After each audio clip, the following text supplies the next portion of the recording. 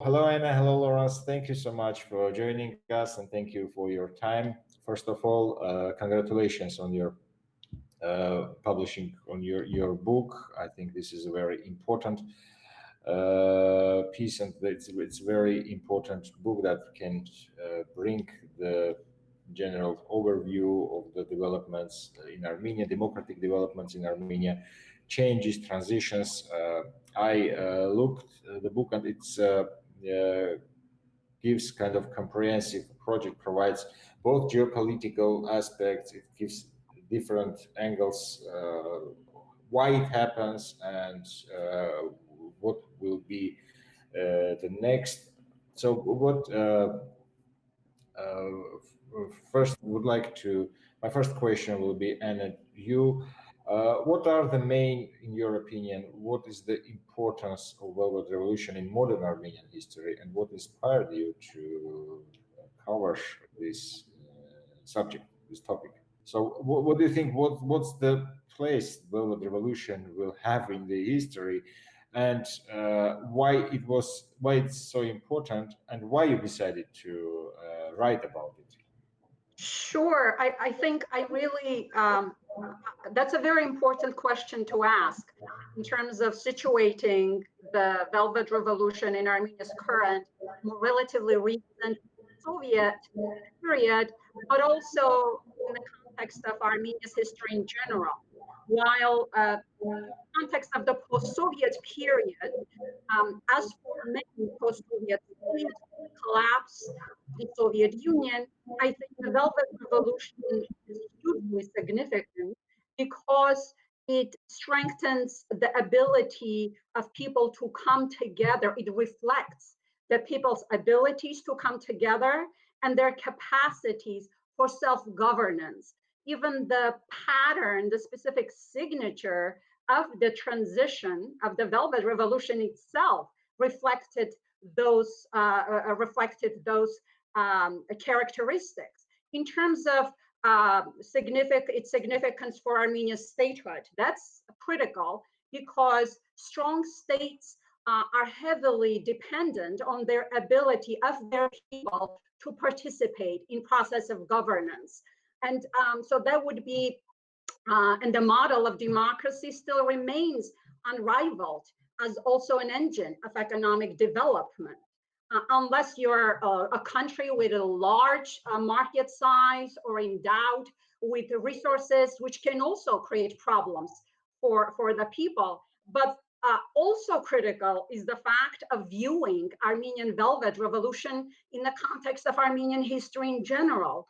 And this is important not just for Armenia, but all of the post-Soviet societies, countries that used to be minorities in larger empires. So in this respect, Armenian Velvet Revolution did not come from out of nowhere. In a way, I do see it as a continuation of pressures for self-governance and a collective organization, which were processes that already have been happening in Russia's imperial peripheries, as well as the imperial peripheries of the Ottoman Empire. So I do not view the democratic transition as a European project, which is why I was so excited to work with Laurence on this, because it's really so organic and grassroots. During the revolution, Nicole Pashinyan, the leader of the revolution and the current prime minister, and all of the team of the revolution, they're always mentioning that, as you mentioned, this is not, as Anna mentioned, this is not a external project. This is not something which is come geopolitical changes. This is internal situation. This is internal development related to only Armenian. Is there any difference, in your opinion, between the, let's say, color revolution or what happened in Armenia in 2018? Did you see differences? Can we call Armenian Velvet Revolution also color revolution? Well, I think one of the key arguments that the activists and the team around Pashinyan have emphasized throughout is that velvet is not a color. This is also the title of Anna's one of Anna's chapters in the book, in which she sets out, I think, a very convincing argument as to why we should see the events in Armenia in 2018 as something different from a standard template or a copy and paste of color revolutions elsewhere in the post-Soviet space. I mean, I think we should underline that color revolutions themselves are not all the same. The tulip revolution in Kyrgyzstan was a very different political phenomenon from the orange revolution in Ukraine or the rose revolution in Georgia. So why this reluctance to identify with color revolutions? Color revolutions are framed as inherently geopolitical phenomena, which result when a Western-leaning regime change happens, inciting a response, a negative counter-reaction from Russia, and as we've seen in the cases of Georgia and Ukraine, leading to instability and a renewed or new territorial conflict. So the color revolution frame has become quite loaded, quite politicized. I think that to a large degree explains the reluctance to see the Velvet Revolution in those terms, and that underlines also the surprising elements of the Velvet Revolution. One wasn't necessarily expecting a democratic breakthrough in a state such as Armenia that was so closely associated with a Russian geopolitical orbit. We're being surprised again today by the events in Belarus in that regard. But that's not the only reason. Armenia, of course, is locked in a long-term conflict with Azerbaijan, which is a larger and wealthier state, and Russian support is critical to maintaining that conflict. And the other surprising factor, I think, was the durability of the authoritarian regime in Armenia. The color revolutions passed Armenia by, and yet the regime endured. So these are the elements of surprise that the Velvet Revolution brought. And I think in differentiating it further differentiating it from the color revolutions, as Mikhail Zolyan highlights in his chapter in the book, there was a long history of protest movements of different kinds in Armenia.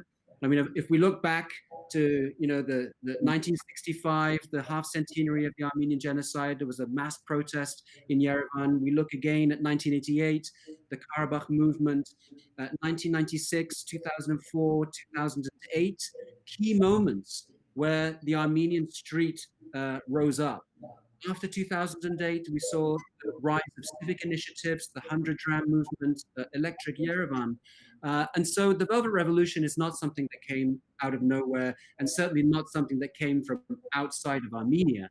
It was the culmination of a learning process, as Anna was just saying, of empowered citizens, self-determining as political agents of their own fate. And the question, Anna, what do you think, or why it happened in 2018? I have heard a lot of opinions that this was the main reason that make people go out to the street, because they were frustrating that Republican Party decided to go for and nominate Sarkisyan as a prime minister. What do you think? I think it was fascinating, the fact that people came out to defend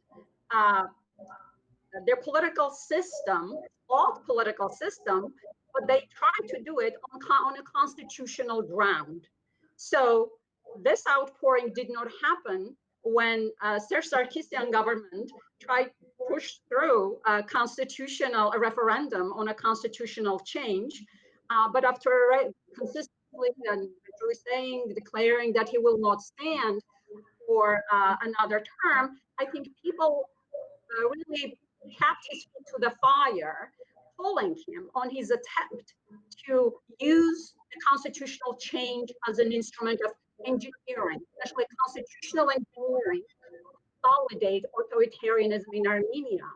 And this is very important factor in understanding the Velvet Revolution, and also as we cast this globally as well. Basically, this signal shows that people do come out for constitutional reasons, and this is the signature for I think I've argued in my writing of Armenia's Velvet Revolution. It was dual track, meaning that it was unfolding through the mass mobilization strategy, but also it was also the second track was the bargaining with the existing institutions of the state, what I call flawed but formal signature of this transition. I think if people did not come out this time, Armenia's, you would normally describe soft authoritarianism, was on its way to be fully entrenched, consolidated authoritarian system. After this, the Republican Party already had full control of the levers of the state. There was already integration of the Republican Party and administrative state. It would have been very difficult to undo and to push Armenia to the right side of the history after this.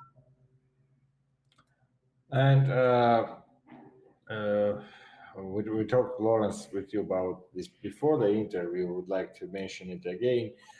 Since probably Rose Revolution, early 2000s, it's obvious that there's kind of process going on the post-Soviet territory. And I was recently heard the opinion, which I agree with, that there's kind of shaken social contract between the states and the post-Soviet societies, and mostly it was this social contract, for example, in terms of Armenia, was about the security versus to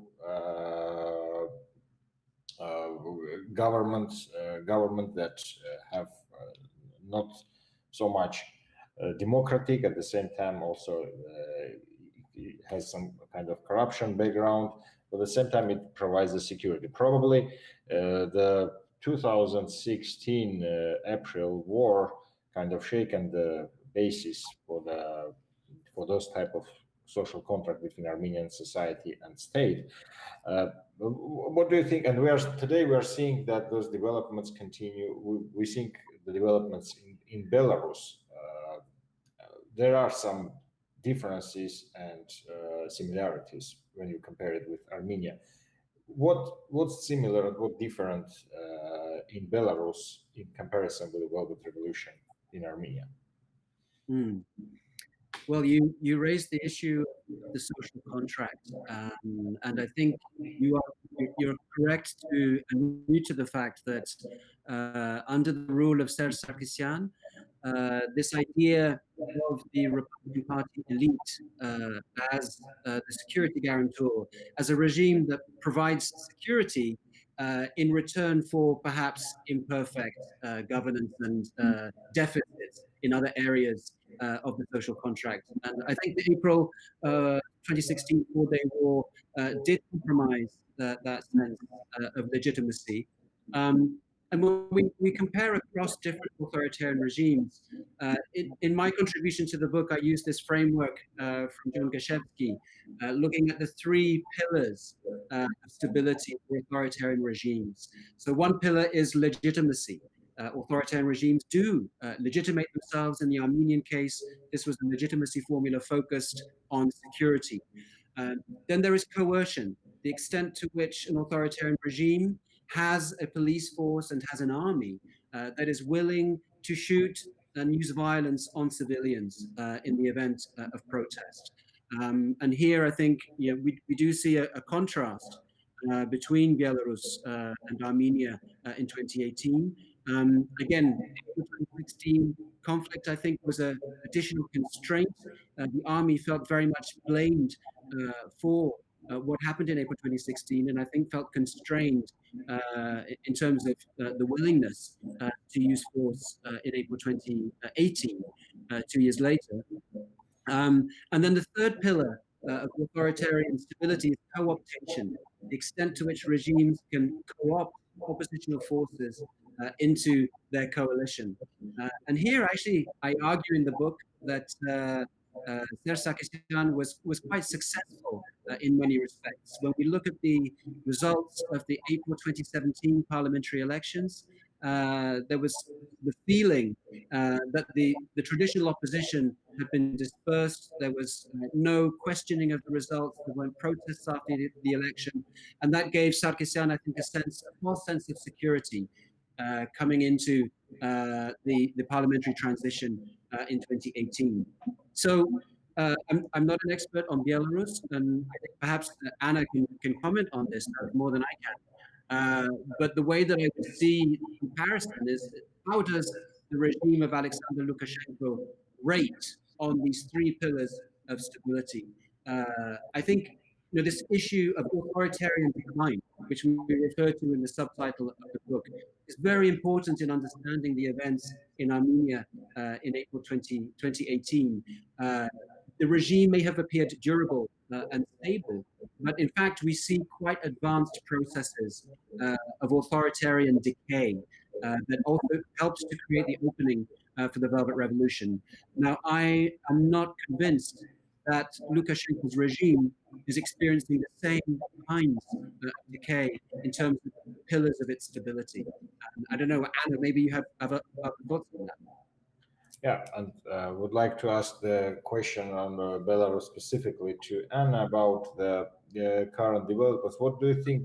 Will the current regime of Lukashenko survive, and will it be possible in today's settings when it seems that he's relying exclusively on the external help from Russia and law enforcement institutions and army? What do you think? I was surprised about this by the size and scale of the outpouring, considering that in contrast to Armenia, in Belarus, the civil society was much weaker. The only opening for civil society to develop was in the immediate collapse before essentially Lukashenko came to power. Belarus, as many Soviet states, was competitive. It had some political competition. It lasted only a few years. So there was some fragile civil society there. There was also a political vacuum, which Lukashenko filled in quickly. But once coming to power, Lukashenko really eroded, eliminated pretty much any strong structures of civil society. Western foreign aid assistance projects that were given to most of the countries in the region to promote civil society really offset, were essentially not being implemented effectively because Lukashenko was so aggressive in his efforts in eliminating civil society structures. And of course, Russia is a factor. This is where the two transitions are similar. The two cases should be paired and set together. Russia is a factor, but even here, Belarus's dependence on Russia is quite different than Armenia's dependence on Russia. And in the case of Belarus, the structural dependence of economic dependence of Belarus on Russia is extensive in terms of natural resources, subsidies, right, given to the economy, which allowed Belarus to keep its largely Soviet-style socialist economic model, which with high public sector share in the economy. So this is where I'm kind of fearful whether this large in the case of Armenia, there was privatization, right, which also produced the oligarchs, etc. But it also helped to decentralize power significantly, which fueled the rise of the civil society. In the case of Belarus, public sector, publicly run companies are still significant, and the coercion, as Laurence described so effectively, authoritarian tactics of coercion, for example, using the public sector state-run factories to prevent people from joining the protests, this is a factor. So it puts the brake on people to come out in larger numbers. And we know there's a fascinating scholarship on Erica Chenoweth and Maria Stefan, and we have a great chapter by Jonathan Pinckney on this. The math of this transitions is important. The magic number is, I think, 3% of the population needs to come out in order to overwhelm the security services. Being an optimist, looking at the numbers in Belarus, from 100 to 200, there was a number in Armenia. For the size of Armenia's population, this was significant. For Belarus, I would like to see much, much more. So for Belarus movement to succeed, I think there is a path.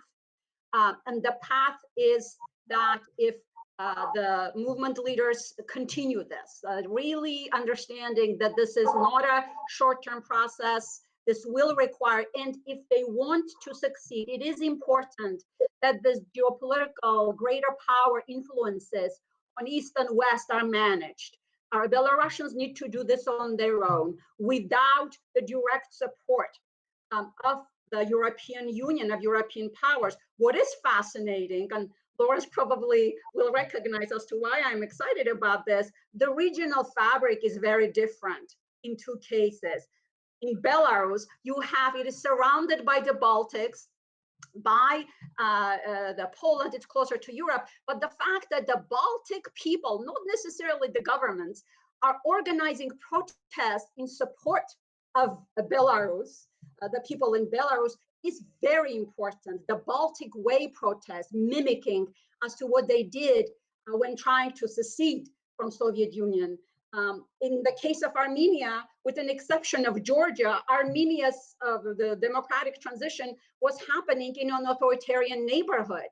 You have Azerbaijan, Turkey, and Russia, so it was very difficult to manage this. So I will stop here, but I will say that there is a path for the transition in Belarus to succeed, and the management of geopolitical influences is going to be key. I don't think anti-Russian policy obviously is in anybody's interest, but there is a messaging that needs to happen to Russia that Russia, Belarus economic connections are already deep, right? So Belarus is not going anywhere. And this, both Armenia and Belarus actually can be used for Russia, really tarnished image in the world, assuming that Kremlin cares about it. And some research I have done, I think Kremlin does care about it. So there is something here for Russia, for Kremlin to join in terms of not obstructing, letting this process to unfold organically. But again, people have to negotiate with their dictators and they have to find that arrangement on their own. The difference between the Belarus and Armenia also relies on the setting of the opposition, where like in Armenia we have one leader who leads the people to their political goals. What we don't see in Belarus right now, there are some people who trying to position themselves as leaders, but there is no one person who can gather the whole opposition around.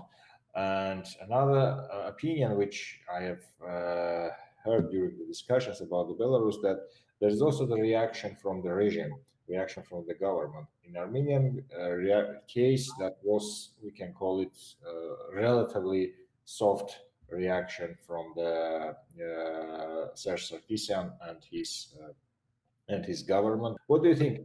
I agree that the movement in Belarus is disadvantaged by much weaker organizational structures. Again, I refer to the strength of the civil society in Armenia.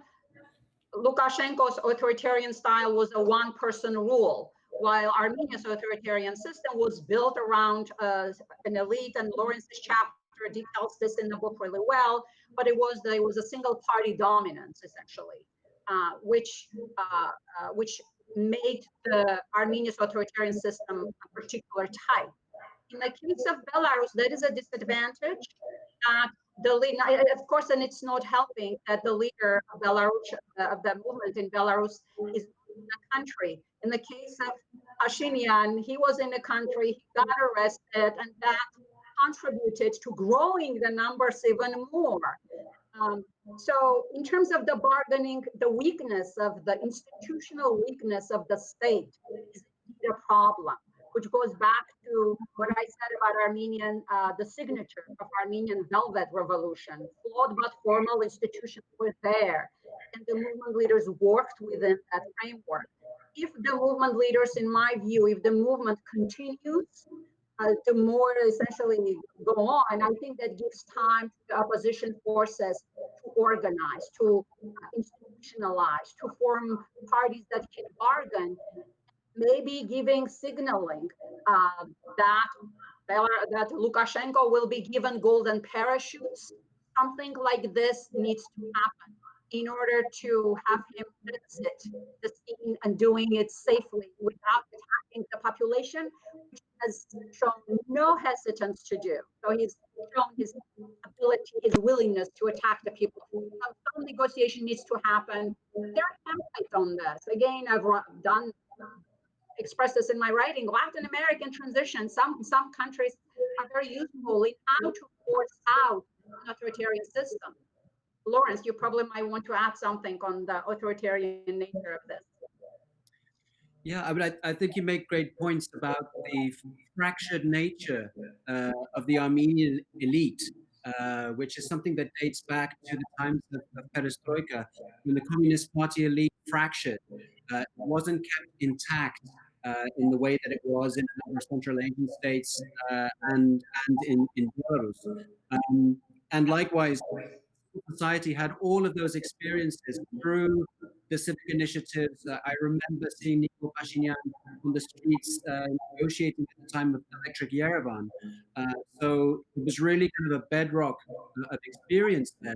And I think that also underlines the point that without wanting to cast events in Belarus one way or the other, failure of protest movements can be a very productive process.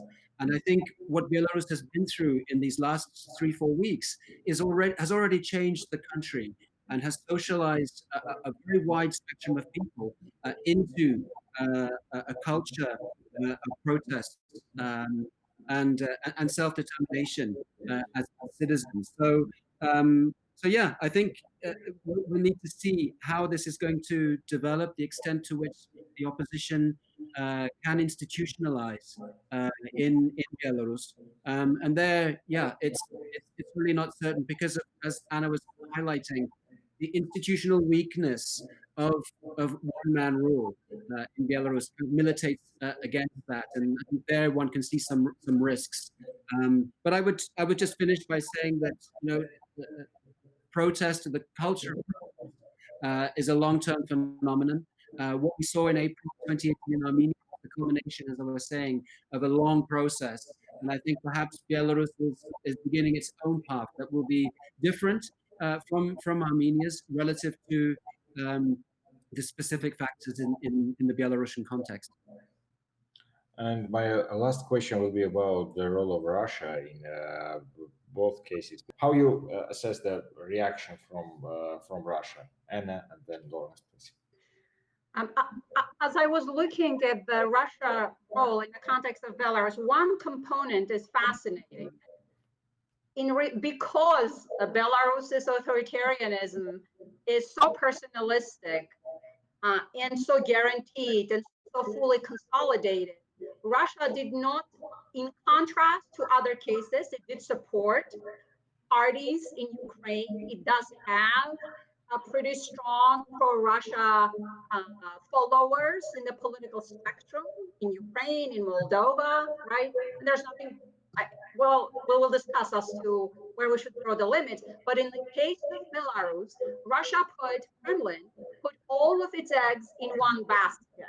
It supported and worked primarily through Lukashenko. It did not, up until several years ago, and it did not really pour significant resources into building illiberal civil society structures, which it has done in other parts of the post-Soviet world. So this is a strong component, but Russia's role in sustaining Lukashenko is primarily in economic sector. And so in this respect, that was the only reason I mentioned this already. because of the Russian subsidies, the economy in the political transition in Belarus largely stayed more or less intact from the Soviet era, and it consolidated Lukashenko's rule because it did not create the inequalities and the protests, the instabilities that privatization and transition did create, short-term losses. There are tactical short-term pain that come from economic liberalization policies. But this has not happened in Belarus. The question is whether Russia can keep pumping money into the Belarusian economy in order to sustain authoritarianism in this country. Belarus already has a very strong tech sector, right? This sector, it'd be very difficult to breathe in a very constraining environment. So I would say economic factor is huge. And of course, obviously, in the case of Armenia's insecurity relative to Turkey, and Turkey's growing authoritarianism, which in my view is pushing increasingly more aggressive policies of President Erdogan. So this again structurally keeps Armenia in Russia's orbit with significant room to maneuver for Armenian government and Armenian people in taking ownership in building their democratic society from ground up. Perhaps this is a huge, perhaps limited in some respects, in some corners, some people wish to break in geopolitical relationships between Armenia and Russia, or now Belarus and Russia. I think it's the wrong way to think about the role of Russia in these regions. So let me just sum up by saying that what we're learning from Armenia's revolution and from Belarus as well is that setting manageable goals and looking at building democracy as a gradual long-term process is critical. So as long as Belarus has this room of some agency, right, it does not necessarily have to hurt Russia as a factor. Of course, I do recognize that Kremlin has had insidious effect on democratic processes, but in the case of Armenia, and in the case of Armenia, you do have a democratic society that is building, that is advancing, and even the Western policymakers need to use this opportunity in Armenia to rebuild bridges with Russia, as opposed to constantly pushing this East or West narrative. Yeah, I would absolutely agree with that. The more that we geopoliticize these grassroots demands for improved governance, the more we risk actually we will demobilize these movements and we will remobilize them around geopolitics. So in the case of Armenia, in our book, we have a wonderful chapter by Russian scholar Pavel Bayev, in which he ponders the Russian reaction or the lack of reaction to the Velvet Revolution in April 2018. And he argues that it's not just a question of Russia willingly stepping back. Russia was caught unawares by the Velvet Revolution. It was preoccupied, the Kremlin was preoccupied with the re-election of President Putin and with the forthcoming World Cup in Russia, and was essentially distracted. And I think that in itself is a very interesting observation. We tend to see Russia in the Caucasus as a all-knowing, all-seeing, rational geopolitical actor manipulating local parties, especially in conflicts. And yet so often we see that Russia is caught unawares, is surprised, unpleasantly surprised by developments in the region. I would add that the dynamics that we saw in Armenia, that we're seeing in Belarus, were foreseen in a way in some of the de facto entities, the unrecognized or semi-recognized republics. In Abkhazia, for instance, where Moscow supported or Moscow sponsored candidates have not necessarily won elections. And I think there's learning here for the Kremlin in terms of very open attempts to influence electoral outcomes, even in the most loyal clients, can backfire. Having said that, I think key to Russia's response to the Velvet is that the security alliance with Russia is bigger than any individual regime in Armenia because of the nature and the structure of the Karabakh conflict with Azerbaijan and the relationship with Turkey, as Anna mentioned. And I think that's exactly right, that knowing that that is certain, that gives the leeway and the wiggle room for local regimes, whether that's in Abkhazia or in Armenia, to craft their own kind of social contract independently of Russia.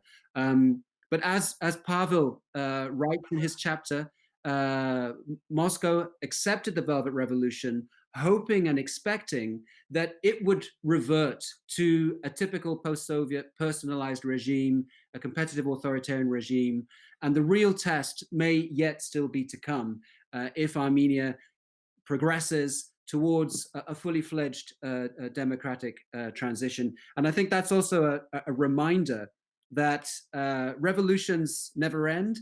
We're just 2 years into the Velvet Revolution, and it's very difficult to make concrete assessments as to the long-term trajectory of those events, particularly with the pandemic is now suppressing so many different processes. It's still early days. Now, could I add one more thing on what Laurence just said in respect to Russia? And I'm being being very cynical on this.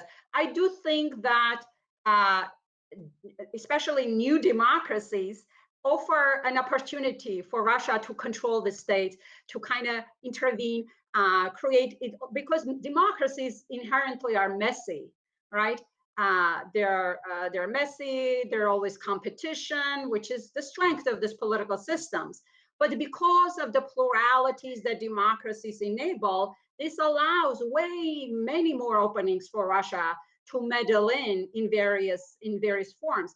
And number two, in both Armenia and Belarus, as to why Russia did not intervene and restrained itself, in both cases, you had largely pro-Russia population. There was a lot of goodwill towards Russia.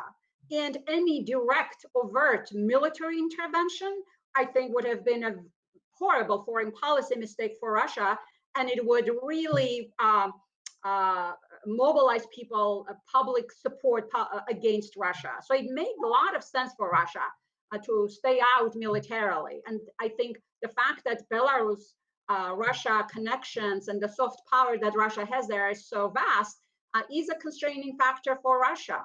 Again, both countries are strategically dependent or integrated. For Russia, is a huge economy. It's territorially close to these countries, right? There are all kinds of incentives for engagement. So I would, if I was, well, my kind of nod to Kremlin would be to just really allow these two processes to evolve, because the economic necessities for their continued engagements between Belarus and Russia, Armenia and Russia are there. Of course, the one question that I'm unable to address is that having two models in its periphery of democratic polities, that's not an image that Kremlin, President Putin specifically, would like to see. So that's a factor. Thank you so much. Thank you so much, Anna. Thank you so much, Laurence, for your comments. And once again, congratulations on the publishing your book. We should clarify that it is an edited volume. So there are several. Laurence, you want to say a few words on that? Sure. Yeah. So this is our new book, Armenia's Velvet Revolution, Authoritarian Decline and Civil Resistance in a Multipolar World. It's an edited volume, co-edited with myself and Anna Ohanyan, with a collection of first-class scholars and analysts from inside Armenia and beyond. The book is so far available only in English, but we are very much looking forward to exploring the possibility of translating it into Armenian. Great. Wish you good luck, all the best, and once again, thank you so much for your comments.